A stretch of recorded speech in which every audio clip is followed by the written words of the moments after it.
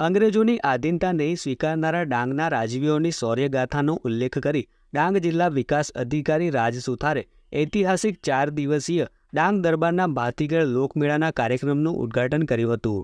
આદિવાસી સમાજની જીવનશૈલી, તેમનો પ્રકૃતિ પ્રેમ, કલા વારસો વગેરેને જાણવાનો અને માણવાનો અણમોલ અવસર પૂરો પાડતા ડાંગ દરબારની ઐતિહાસિક પૃષ્ઠભૂમિનો ઉલ્લેખ કરતા ડીડીઓ રાજ સુથારે રજવાડાઓની માતૃભૂમિ પ્રત્યેની દેશભક્તિની અપ્રિતમ ચાહનાને યાદ કરતા ડાંગ જિલ્લાના આ ઐતિહાસિક મહોત્સવને કારણે દેશની શૂરવીરતા, શૌર્યગાથા અને આદિવાસી ગૌરવને જાણવાનો અવસર પ્રદાન થાય છે તેમ પણ આ વેળાએ ઉમેર્યું હતું.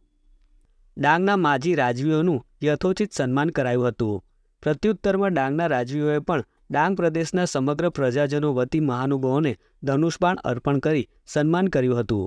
રાજવીઓને સ્વર્ણ મુદ્રા સહિત પરંપરાગત પાન સોપારી, શાલ અને સ્મૃતિ ભેટ અર્પણ કરવામાં આવી હતી. ડાંગ દરબારના રંગારંગ ઉદ્ઘાટન સમારોહમાં ઉપસ્થિત રહેલા જનમેદનીને અહીં ડાંગની સાંસ્કૃતિક ઝલક રજૂ કરતા ડાંગી નૃત્યો સહિતના સાંસ્કૃતિક કાર્યક્રમો પણ નિહાળવા મળ્યા હતા.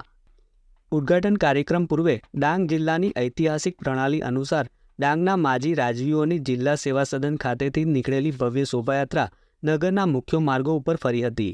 આ પ્રસંગે દક્ષિણ ડાંગ વન વિભાગના નાયબ વન સંરક્ષક રવિપ્રસાદ, પ્રાંત અધિકારી સાગર મોવાલિયા, ઉદ્ઘોષક બીજુબાલા પટેલ, વિજય ખાંભુ સહિત મોટી સંખ્યામાં આમંત્રિત મહેમાનો અને ડાંગના નગરજનો ઉપસ્થિત રહ્યા હતા. દર વર્ષની જેમ આ વર્ષે પણ તારીખ 20 માર્ચથી 24 માર્ચ સુધી આવા ખાતે ડાંગ દરબારનું આયોજન કરવામાં આવી રહ્યું છે.